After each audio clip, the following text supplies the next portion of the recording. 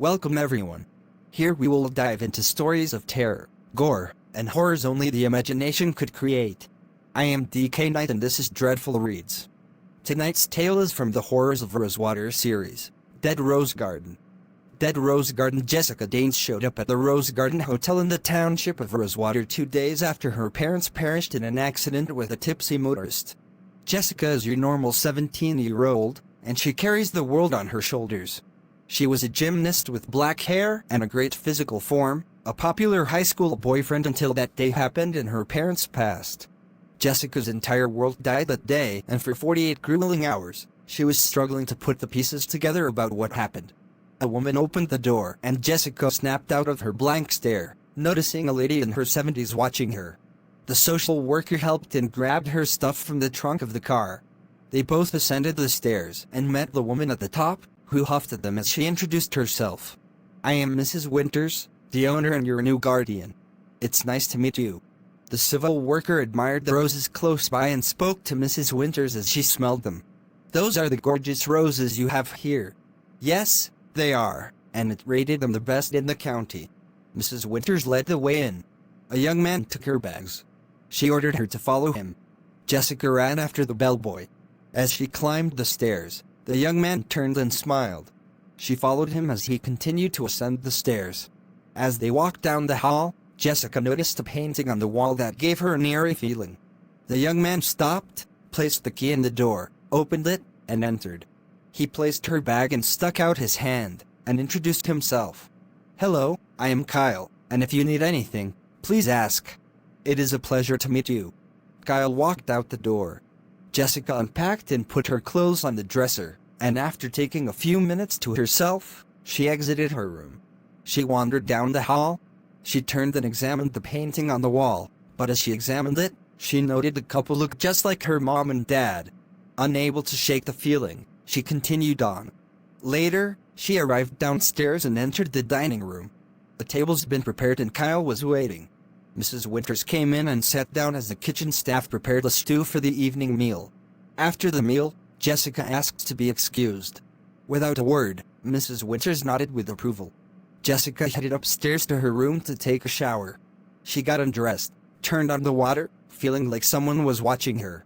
She stepped out into the rest of the room and didn't see anyone there, but still had an uneasy feeling. Jessica returned to the bathroom. After she got into her nightgown and climbed into bed, she fell asleep. Late into the night, a noise woke her up. She climbed out of bed and crept to the door. She opened it and noticed Kyle dragging a large black bag down the stairs. Jessica remained quiet as she wandered over to the railing, and as she peered down, she saw him dragging it across the lobby and towards the kitchen. Jessica got to her feet and moved closer to the stairs. Just as she was about to descend them, a hand touched her shoulder, causing her to jump and scream. As she turned, Mrs. Winters stood before her. Mrs. Winters stared at her with a scowl and asked, "What are you doing out here, young lady?" Jessica was about to speak when a voice rang out from below. "Is everything okay?" "Yes." Mrs. Winters turned her attention back to Jessica. "I'm sorry. A loud noise woke me up, so I couldn't sleep. I will return to bed now, ma'am." Mrs. Winters watched as she re-entered her room. Jessica entered and closed the door. She put her ear to it and heard chatter fading in the distance as the voice of Mrs. Winters traveled back down the hall. Jessica climbed back into bed and fell asleep for the rest of the night. The next morning, Jessica got up and got dressed, and headed downstairs for breakfast. As she passed the lobby, she noticed luggage sitting there, but no one was around. She proceeded on to the dining area and sat down. Then, moments afterward, a member of the kitchen crew brought out breakfast. Jessica thanked the staff member, who strode away and returned to the kitchen. After brunch, Jessica wandered around the grounds and checked out the place she would call home. She got up and sauntered through the rear doors to the back of the grounds. She walked around, and she came to the famous rose garden. As she opened the gate and wandered in, a voice yelled out, "Hey, don't go in there. Mrs. Winters will get very upset." Jessica turned, and a handsome tanned young man is walking towards her. She introduced herself. "Hi, I am Jessica. I am Omar." Omar ushered her from the garden and locked the fence up. Confusion fell over Jessica about why she couldn't just go into the garden to look around. Omar spent the rest of the time escorting her around to monitor her, so that she didn't go in the garden, the storehouse or the basement, which were all off limits. During the rest of the time, Omar and Jessica enjoyed each other's company and conversations. She explored where she could go, and he remained by her side for the duration. The day wore on and it was about time for Omar to head home for the evening. They walked over to his truck, flirting with one another. "I had a wonderful day hanging out with you." "So did I. Maybe we can do it again sometime?" "I would like that sometime. See you around." She gave him a flirty smile. Omar smiled back as she walked away from the truck and she sauntered away, heading back inside as darkness fell. Jessica headed upstairs to wash up for supper, and a short time later, headed into the dining room for dinner. As she approached the table, Mrs. Winters and Kyle were already receiving their food. Jessica sat down. Mrs. Winters' voice spoke up, filling the room. "You tried to enter the garden today. Well, I will let you know now that no one enters the garden except me." "I am sorry, I didn't know, and Omar advised me after." "Well, that is no excuse, and I hope he told you the basement and storehouse are off limits as well. If I find you have been in any of those places, I will castigate you. Now get out of my sight, child." They forced Jessica to eat in another room. Afterward, Jessica headed to her room to shower before bed. She finished up, got dressed, climbed into bed, and fell asleep. Around 2 a.m. she heard a loud thump, except this time in the room next to her, and opened her door a crack. No one was around, and so she stepped out and knocked on the door, and got no answer. She figured she was just hearing things and headed back to bed. The next morning, as she was coming out of her room, she ran into Kyle, who was bringing luggage out of the room next to hers. He shut the door as she bumped into him, and he was apologetic. Jessica started asking what he was up to. "What are you doing?" "I am removing luggage from the room and putting it in the lobby for holding. The couple who were in the room broke a few things, so they have to pay, or we take their stuff as payment till they reimburse the hotel for damages." "Oh, okay, well, let me help."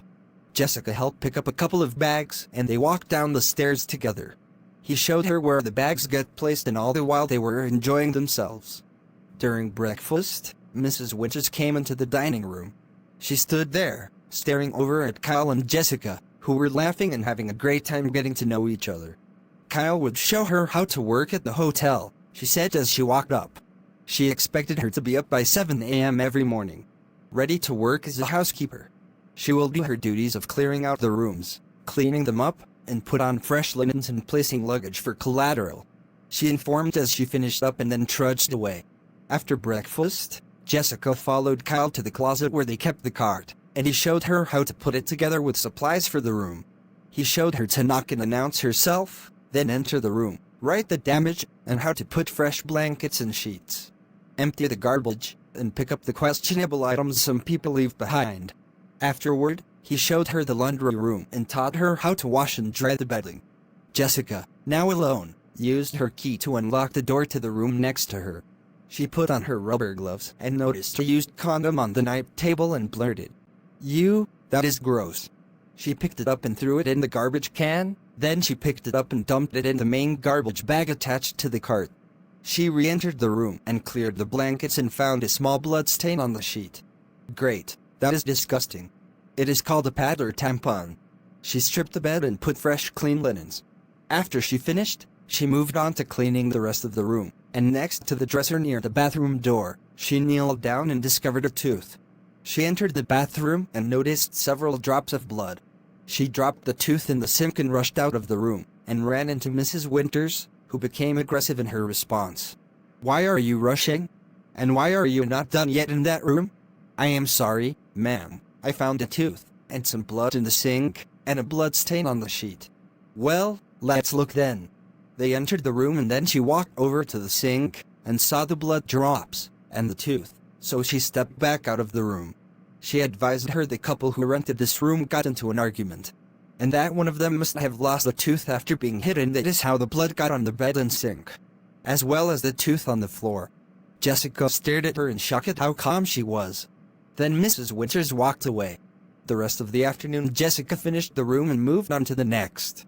The rest of the week, it was the same.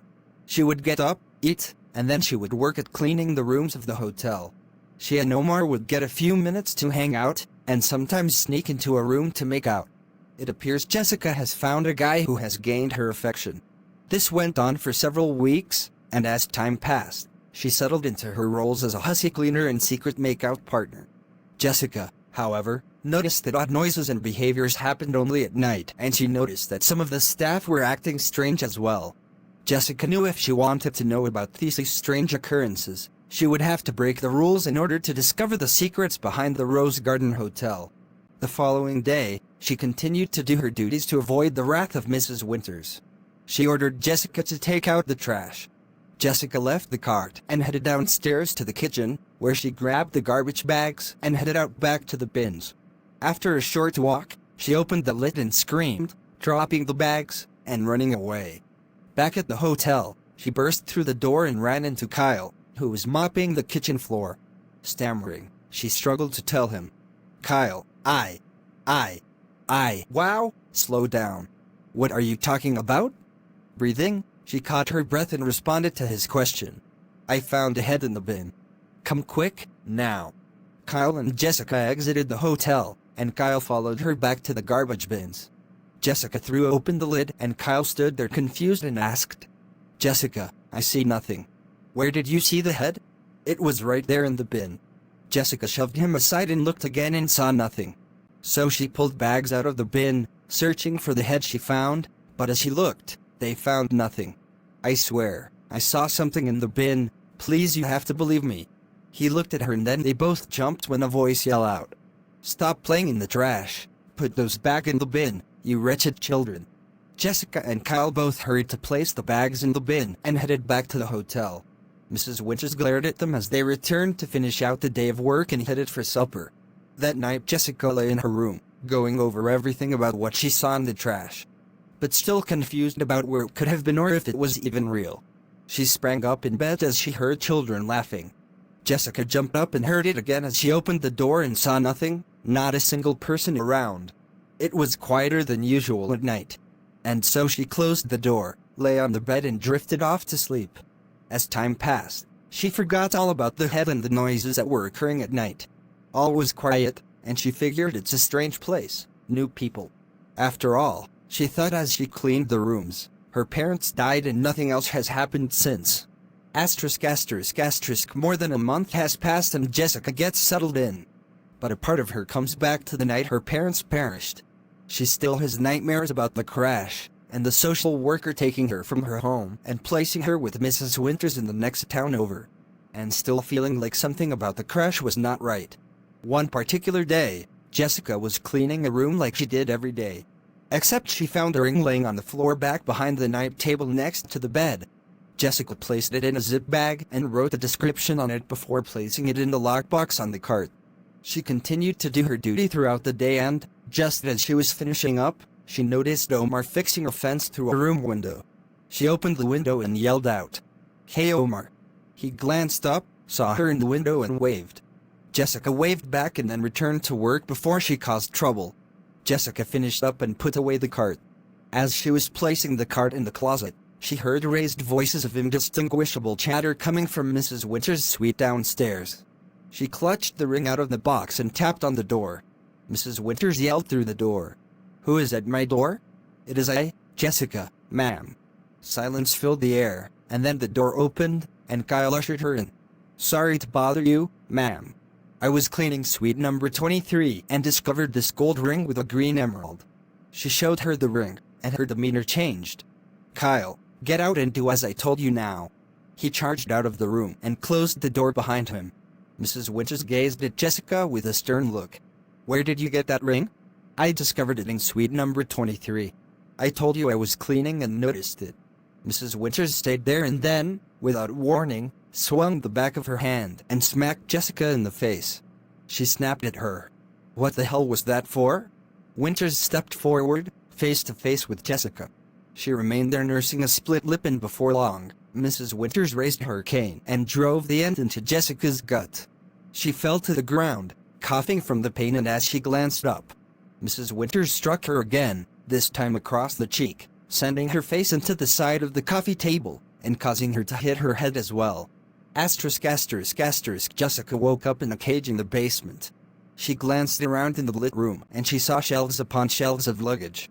Close to the cage, she noticed the blue suitcase with the letters J and V. She stared at the suitcase like she recognized it. Jessica laid on the floor and kicked the cage door, but to no avail. The door did not budge. She tried several more times before giving up and sat there crying. A voice spoke up, and she wiped her face. "You stupid child, did you think I wouldn't do whatever it takes to keep the secrets of this hotel?" Mrs. Winters stepped out from the shadows. "Please, you can't keep me here, you bitch." Laughing, Mrs. Winters turned and ascended the stairs and left her in the basement, in the lit room, all alone. For the last few days, Jessica has starved and left in her filth. She was growing weaker as the days went on. Mrs. Winters came into the basement and stepped up to the cage, but with a distance enough to prevent her from grabbing her. She issued orders to Jessica. "Stand up, child. I will give you one chance to show you will behave and keep your mouth shut about what you have seen or heard. Now you will pick a suitcase, find a change of clothes, after you use the hose over there to wash up." Jessica strained to get out as she stood there, freezing. Why, yes ma'am. I recommend the blue case over there. See you upstairs for supper, and remember, if you breathe a word of this, it will be the last." Mrs. Winters turned and walked away back up the stairs to wait for Jessica. Jessica took the key from the floor that Mrs. Winters dropped as she left. She opened the cage and picked up the hose and showered off, then walked over to the rack and rummaged through a case to find a towel. After she wrapped herself with the one she found, Jessica did what she was told and grabbed the blue suitcase with initials J and V on it. As she opened the case, she saw a photo of herself in it. She stepped back up, picked up the photo, and then set it down to the side. She continued to go through the case, and that is when she found her mother's necklace. They stayed in the hotel the night before they died. Jessica found some of her mother's clothes. She put them on, placed the necklace into her pocket, and headed upstairs before someone came looking. She headed through the kitchen to the dining room, where she saw Omar, Kyle, and Mrs. Winters waiting at the table for her. Mrs. Winters asked in an annoyed tone, "You have arrived, child? What took so long? I am sorry. I had to find a pair of clothes to put on and then I found this dress." Jessica sat down as the kitchen personnel were bringing out bowls of stew for everyone. They ate in peace until Jessica saw part of the eye floating in her stew. It was a human eye. Jessica stood up and ran over to the large vase and vomited inside of it. She lifted her head and blurted, "What the fuck? You people are fucking psycho. Sit her down. She will finish every bite of her food, or Omar, you will take her to the storage and she will be tomorrow night's meal." Jessica stared at her, and Omar, who had gotten up from the table, snatched her by the arm. She jerked her arm, and then he grabbed it more forcefully and made her sit down at the table once again before returning to his bowl. Jessica refused to dine, and Kyle glanced over at his grandmother, who nodded with approval. So he raised up from his chair and stormed over to Jessica, ripping her from chair. He dragged her into the kitchen and shoved her onto the counter. Omar walked in, asking, "What are you doing, brother? Our mother wants you and I to take her into the shed and handle this. She said we could play with her first." Kyle smirked as he responded to his brother that he had wanted to get a piece of her before they killed her. Jessica struggled to fight, but to no avail. Kyle put the knife to her larynx after they subdued her. They led her out the back door and walked a short distance. He used his key to open the shed when they arrived. Kyle walked her inside with the knife still to her throat. He led her to a room and shoved her into the table, where her face planted into the body and guts laying on it. She recovered seconds later as he entered the room, while Omar prepared another table in another room for her. Jessica lifted her head and began screaming at the top of her lungs. She fell backward onto the ground and scurried away from the table as he saw her father's body carved up on the table. Through streaming tears, she asked, "Why?" They responded to her that all the guests who were disrespectful or bad had to be murdered and stored to be eaten later. Jessica grew sick again at the thought of what they had done to her and forced her to eat human flesh. Omar came into the room and Jessica flinched as he grabbed her and started dragging from the room. She grabbed the knife Kyle laid down and stabbed Omar in the shoulder blade. Kyle turned around to react and she grabbed the tray close by and smashed it into his face. Jessica kicked Omar, causing him to fall backward onto the blade, which made him scream in more pain. Kyle seized her ankle, and she hit him again until he stopped moving. She sprinted for the shed's door. She swung it open and dashed out the door, but as she stepped outside, they struck her in the face with Mrs. Winter's cane, knocking her down. Jessica lay dazed and, as she was coming out of it, Mrs. Winters hit her across the face again, knocking her unconscious. Kyle reached the door and picked her body up and headed to the area where he lay her on the table and restrained her hands and feet. Asterisk in the rose garden, Mrs. Winters was finishing digging a hole. When she heard Kyle calling out, she walked up to him from the back of the garden and he placed a bloody piece of cloth into her hands. She advised him to tend to Omar and leave her. Mrs. Winters walked to the back of the garden once again where the hole was at. She unwrapped the bloody cloth and took out the heart that was inside it, placed it in the hole, and placed a small rose bush over the heart. The roots wrapped in the heart, and she buried them to the base. Mrs. Winters stood there. Her silver hair turned light brown, and her features became young again as she regained her youth. She exited the garden and walked back to the hotel. She entered the door. Kyle was finishing stitching Omar's shoulder up. They both glanced up and spoke. "Mother, you look amazing." "Thank you, my boys. Now we have a lot to do in order to prepare for our new arrivals. That will come soon." They nodded in agreement and then inquired about the other thing. She advised them she would handle it. Jessica awoke in her bed in the hotel. As she sat up, she looked around the room. She noticed the top of the bandage on her chest. She got up and stumbled to the bathroom. The bandage was visible as she lifted her shirt. She removed it. Glancing at her chest, she saw a stitched-up incision that extended the length of the chest. She cried and freaked, as she was at a loss for words as she was in pure shock over what she was staring at. Mrs. Winters stood in her doorway as she ran from the bathroom. She screamed at her.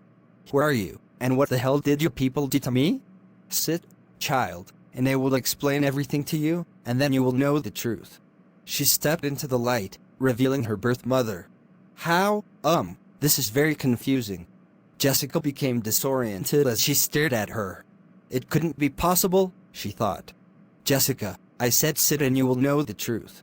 Jessica sat on the bed as her mother sat next to her to avoid making her angry.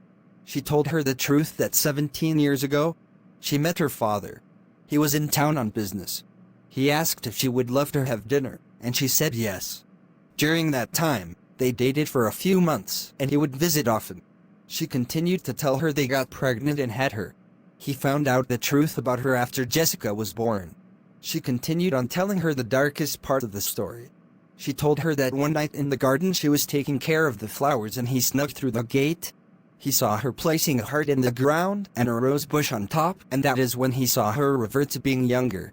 She finished the story by explaining that she lured your father back to the hotel with his wife after all those years. Jessica continued to stare at her in disbelief at what she was hearing. But her mother continued to speak the truth. She told her she killed both your father and his wife because she wanted revenge for him taking her away from her. But she's glad that Jessica was home and connected to her once again. Her mother placed her hand, and Jessica pulled her hand away from her.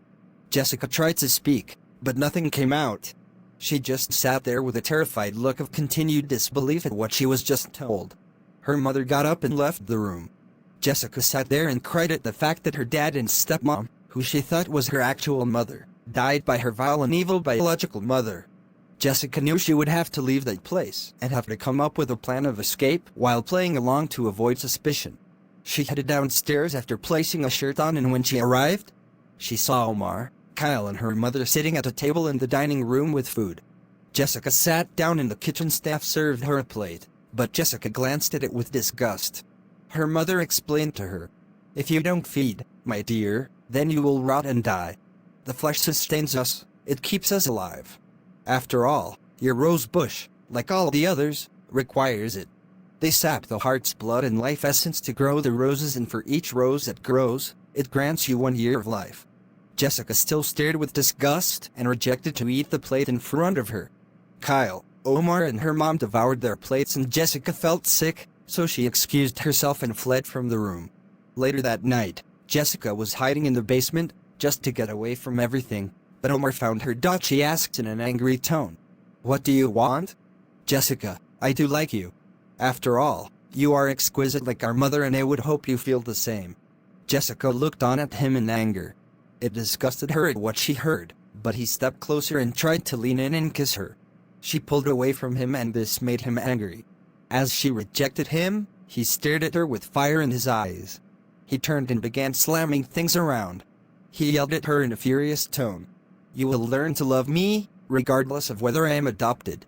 Like hell I will. You're disgusting. If you are my brother, even adopted, I won't be doing anything with you, so fuck off and leave me alone." He became even more enraged at this, and he swung his hand, connecting the back of it to her face. He blurted as he stepped back, holding his wrist. "Damn it, I can't believe this shit. I cracked my damn wrist." Without another word, Omar turned and retreated upstairs to fix his wrist. Jessica, however, was standing there confused why his wrist cracked. Jessica decided the only safe place would be her room, so she left the basement. On her way to her room, her mother stopped her in the hall. She noticed her face and grew unhappy at the sight. She demanded to know, "Who did this to your face?" "It was Omar. He believes I am his, and only after he did, his wrist broke. Go to your room and I will deal with your adopted brother. Go now." Jessica stepped aside, then headed to her room as her mother stalked her in the kitchen, where Omar was trying to fix his wrist. As she entered, he glanced up. She did not say a word, but the look in her eyes. He knew he was. He tried to speak, and as the words escaped, she grabbed the closest pan and struck him across the face with it, knocking him to the floor. He pleaded with his mother for forgiveness. She grabbed the pan and did it again. Then, in his daze, she grabbed him up, sat him down, stretched out his arm, and then picked up the meat cleaver and slammed it down, chopping off his hand. Omar screamed in extreme pain. His mother grabbed him and slammed him backward onto the floor and stared into his eyes. In an aggressive tone, she issued a warning. "If you lay another finger on my daughter again, I don't care if I adopt you. I will kill you and fertilize the garden with your flesh and bones." She stalked away without another word and headed to bed as the hour grew late into the night. The next day, Jessica was taking out the trash, and as she was throwing out the bags, she saw Omar across the property. He pivoted and headed into the storage as he noticed her. Every day since it was the same, she would continue to do as she was told, and every time Omar would see her, he would enter a building, leave the room, or hide in his truck. One night at the supper table, she noticed they stitched together his wrist, and as he ate, he didn't look up in her direction the entire time. He finished and left, heading to his room. Jessica's plan to escape would now take shape. Jessica, Kyle, and her mother finished their meals and headed to their rooms as well. As the night wore on, Jessica got ready to enact her plan while Kyle and her mother went to sleep. She snuck downstairs into the basement and searched for anything sexy. She held up sexy lingerie, figuring she could use it as a part of her plan. Jessica headed back to her room and put it on. Then she exited her room and headed down the hall and around the corner, away from both her mother's room and Kyle's room. A short distance away, she came to Omar's room. She knocked, and after a couple of minutes, he opened the door to find her standing there. Omar stared at her and tried to ask her why she was there. Jessica sauntered into the room, and Omar couldn't take his eyes off her swaying body as she walked past him. He shut the door and moved over to the chair. She pulled both her shirt and shorts off, then moved over to him. Jessica pushed him into the seat and climbed on top. Then she whispered naughty things into Omar's ear as she ground herself against his lap and kissed on his neck. Turning him on, she told him it was her 18th birthday and that he needed to give a special birthday present. She kissed her way across his face. He positioned himself until their eyes met. He couldn't hold it any longer, grabbed her face, and pulled her into a deep, passionate kiss. Jessica knew this would work. So she reached behind her as his eyes were now closed, and she pulled out a knife from the swell of her back.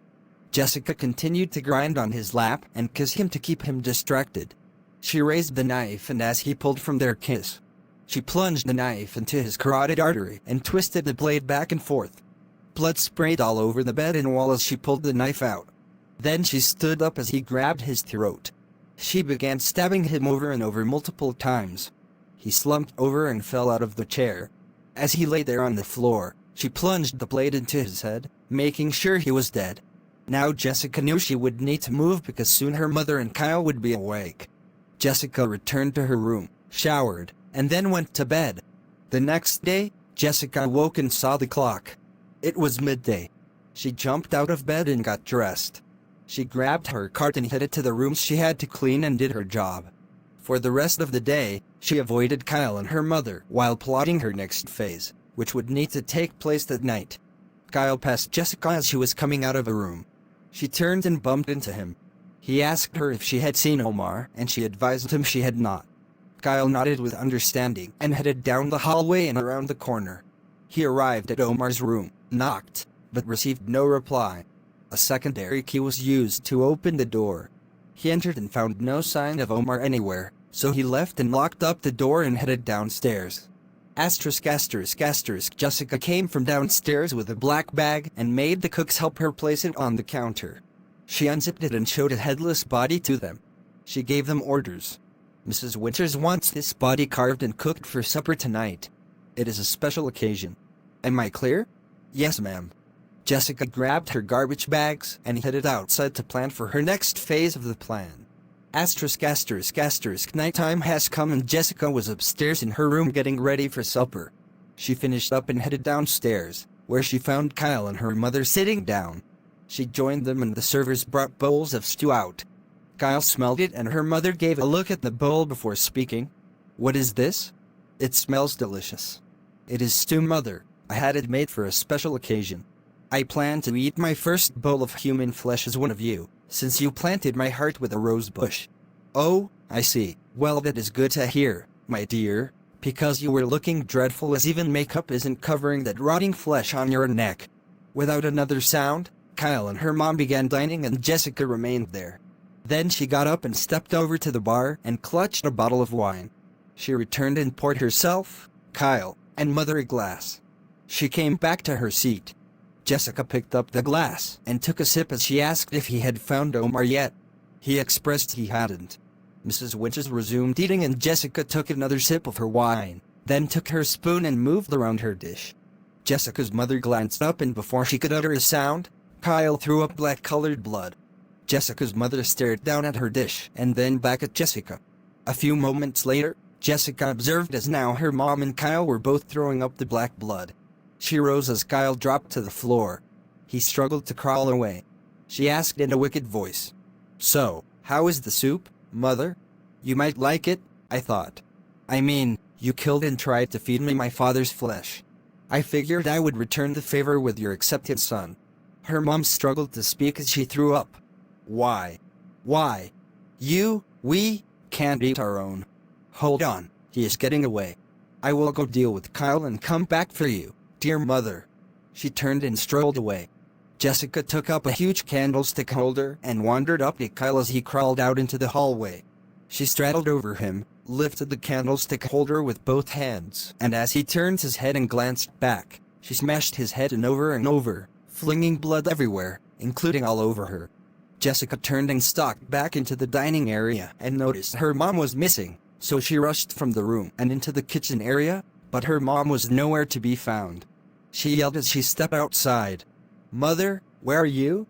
Jessica pursued toward the garden with haste. Along the way she considered of many ways she could end this, and after arriving she observed the gate open and her mom inside. Her mom fled to the rear of the garden. Jessica stared as her mom made her way to the greenhouse and opened the doors. Jessica stalked through toward her mom, and as she came to the greenhouse, she stopped in the doorway covered in blood as her mom turned around. Her mom appealed with her daughter. Jessica, I did this for us, so we could be a family again, and this is how you repay me, you little bitch. Oh, Mom, you can die if I destroy your heart. Don't you smell that? Is it gasoline? Do me a favor and burn in hell. Jessica pulled a lighter from her pocket, struck the flint, lighting it and then flipped it into a puddle of gas at the base of her mom's rose bush. It erupted into conflagrations, and her parents screamed and howled as she wilted into an ancient lady and then rotted to death. Jessica sighed in relief that it was over, and as she turned, walking away, the other rose bushes burst into flames, and Jessica collapsed lifeless as the flames burned it all to ash, ending her life. For 2 days, the local authorities cleaned out the hotel of the corpses and removed the bodies from the storehouse. They boarded up the windows and the attorney for the estate secured the doors and dropped a letter in the mail on his way out of town to the sole living heir. The car reached the edge of town and vanished with a demonic laugh ringing out. The end.